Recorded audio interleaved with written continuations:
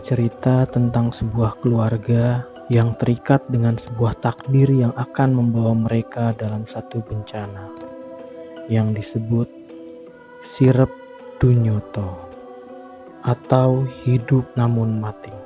Di sini aku akan menceritakan semuanya dari sudut pandang kawanku. Teman SMP-ku pernah menjadi saksi peristiwa ini. Berlatarkan tahun awal 2000-an.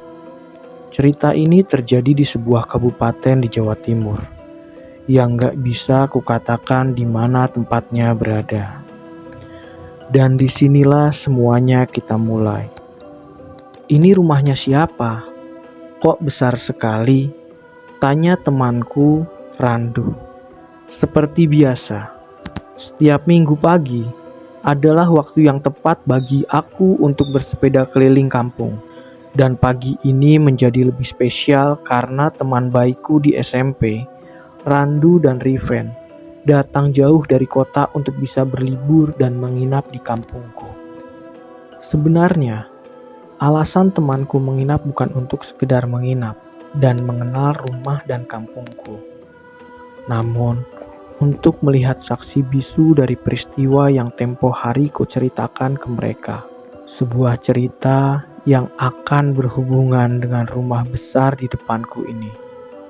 Ini rumah yang aku ceritakan kemarin, kataku, sembari menatap jauh jendela-jendela serta pintu yang sudah rusak tergerus zaman.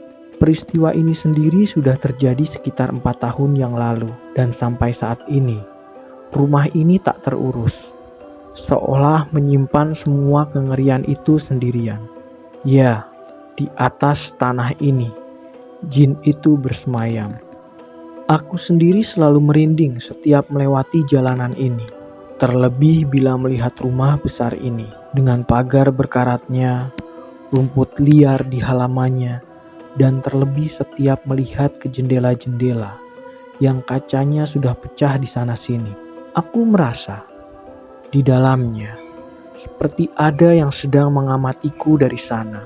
Apapun itu, aku merinding. Oh, ini tah, boleh masuk nggak nih? Haah, aku menatap Randu yang baru aja turun dari sepedanya. Sementara Riven masih menimbang apakah dia mau senekat itu, apalagi bila tahu sejarah rumah ini. Suara berderit dari pagar besi yang berkarat terbuka ketika Randu sudah masuk dan memasuki halaman rumah yang dipenuhi rumput liar dengan tumbuhan putri malu di sana-sini. Seolah aku tahu kelakuan temanku Randu yang memang sudah penasaran sejak awal aku cerita. Maka aku pun terpaksa mengikuti. Riven pun mau tak mau juga harus ikut. Setelah susah payah melewati semak belukar dan rerumputan yang tingginya hampir sedengkul, akhirnya kami sampai di teras rumahnya. Keramiknya masih tampak bagus, meski dipenuhi debu dan dedaunan yang entah tertiup angin dari pohon yang mana di sekitar sini. Bisa dibuka nggak nih? Kata Randu. Jangan, kataku khawatir. Aku udah buat perjanjian sebelumnya bahwa kami seharusnya hanya melihat dari pagar luar rumah. Namun, realitanya malah kita masuk sampai ke teras. Dasar Randu kebangetan. Dia malah memutari rumah dan bergerak pergi ke pintu belakang. Mau tak mau, aku dan Riven mengikuti. Di samping rumah ada tanah lapang yang juga dipenuhi rerumputan liar. Banyak pohon di sana, mulai dari mangga hingga rambutan. Di balik langkah kaki kami, aku terpaku menatap jendela-jendela yang berjejer di sisi rumah. Berharap gak mendapatkan pemandangan yang tidak diinginkan. Syukurlah, kami sampai di pintu belakang. Dengan pemandangan yang gak kalah tak karuan seperti teras depan. Bau amis dan pesing tercium di sana-sini. Beberapa kali aku menahan penciuman hidungku ini. Di lain hal, Riven hanya dia memandang ke sana kemari. Nyalinya menciut manakala dia melihat ke arah ayunan besi yang gak kalah berkarat dibandingkan pagar rumah depan. Itukah ayunan yang kamu ceritakan itu? Randu pun menatap ayunan itu. Kami bertiga tampak tegang, karena aku pernah mendengar bahwa setiap malam hari, ayunan itu selalu berayun sendiri, meninggalkan suara berdencit dari besi yang sudah lama tidak dilumasi. Namun hari ini, tampaknya semua baik-baik saja. Toh itu hanya cerita dari warga kampung. Sesaat, aku dibuat menganga karena pintu belakang tampak terbuka lebar di depan kami. "Bisa dibuka loh rupanya," kata Randu, yang entah begitu antusias. "Masuk yuk," aku berpikir. Mungkin benar kata beberapa pemuda kampungku. Banyak yang bilang, semenjak kosong, rumah ini digunakan untuk anak-anak nakal menenggak miras. Namun, gak sedikit dari sana muncul cerita-cerita bahwa terkadang ada penghuni tak kasat mata yang tinggal di dalam rumah ini. Aku terdiam lama, sampai Randu menarik tanganku. Sementara Riven mulai berjalan mengikuti. Dari rumah kebanyakan, mungkin karena sudah lama tidak berpenghuni. Pikirku, hal pertama yang aku rasain saat melihat bagian dalam rumah adalah dingin. Hawanya benar-benar berbeda. Randu yang memimpin. Aku melihat di tembok kiri kanan, penuh dengan coretan vandalisme. Kadang aku miris melihatnya. Namun, bila aku lihat lagi coretan-coretan itu, aku rasa ini berhubungan dengan cerita masa lalu rumah ini. Terlebih saat aku tertuju pada sebuah kalimat yang membekukan tubuhku. Tulisan itu dicoret dengan cat warna merah besar. Sebuah tulisan yang akan membuat siapapun yang masuk tertuju membacanya.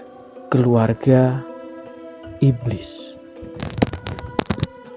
Gelap, pesing, dan dingin. Semuanya begitu terasa. Terlebih saat kita masuk lebih dalam lagi ke rumah ini. "Jangan jauh-jauh teman," kata Riven. Aku baru sadar kalau sedari tadi Riven tampak tertarik, begitu bertentangan dengan nyalinya yang gak seberapa.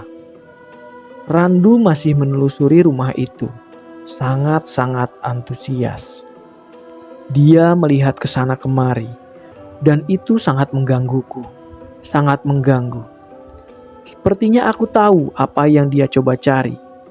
Rupanya, dia sudah menemukannya. Sebuah tangga ke lantai 2 rumah ini. "Ayo, kita cari kamarnya Mbak Dia." Aku merinding tiba-tiba ketika Randu menyebut nama itu. Seolah ada angin dingin berhembus di belakangku. "Hush, jangan ngomong sembarangan kamu ya," kataku menekan. Randu tampak paham ucapanku. Dia menyesal, namun tak beberapa lama dia kembali menjadi Randu yang super penasaran. Akhirnya kami naik ke lantai 2. Di lantai 2, kondisinya tidak banyak berbeda dari lantai 1. Perabotan rusak di sana-sini dan semakin banyak tulisan yang tidak mengenakan ketika dibaca. Randu masih menelusuri kamar per kamar, membuatku tahu dari mana saja pemandangan jendela ini tertuju ke arah luar. Ketika asik melihat-lihat bagian kamar per kamar, aku berhenti di salah satu kamar. Sebuah kamar yang gak asing di mataku. Aku mendekati jendela dan langsung bisa melihat pemandangan di luar. Ada sepeda kami bertiga terparkir di depan gerbang besi itu. Sontak, otakku memutar ulang semua pengalamanku selama ini ketika melewati rumah ini. Kamar ini adalah kamar di mana aku pernah melihat sosok yang seperti berwujud, namun menatap sembunyi-sembunyi di balik jendela. Seketika itu juga, leherku merasakannya. Kamar ini, suasananya lain dari kamar lain. Dan ketika aku berbalik mau meninggalkan kamar ini, aku terkejut dengan kehadiran Riven yang menatapku tampak tenang. "Ini kamarnya Kak Diah kayaknya." Aku menatap Riven, menyipitkan mata, seolah mendengar ucapan menduga-duga, namun membuatku seolah setuju dengan ucapannya. "Berasa nggak?" kata Riven. Tangannya menyentuh dinding kamar. "Berasa apa? Anaknya masih tinggal di sini loh." Di tengah perbincanganku sama Riven, aku merasa perasaanku semakin gak nyaman. Pembahasan ini membuatku dibuat semakin takut. Dan parahnya, yang membuat aku lebih takut adalah Bagaimana orang yang bahkan gak tahu seluk-beluk tempat ini justru seakan-akan lebih tahu dari aku yang tinggal di lingkungan ini. Lamunanku buyar waktu aku dengar suara langkah kaki berlari, sangat keras dan diikuti suara Randu berteriak.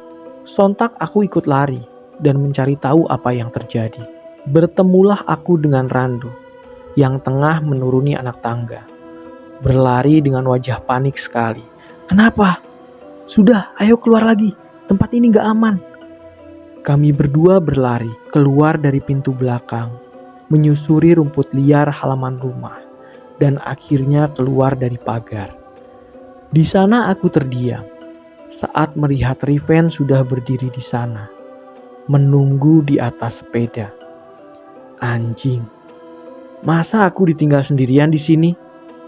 Aku tertegun mendengar ucapan Riven untuk sementara, sebelum aku melihat rumah itu lagi dari jauh. Kenapa kamu lari?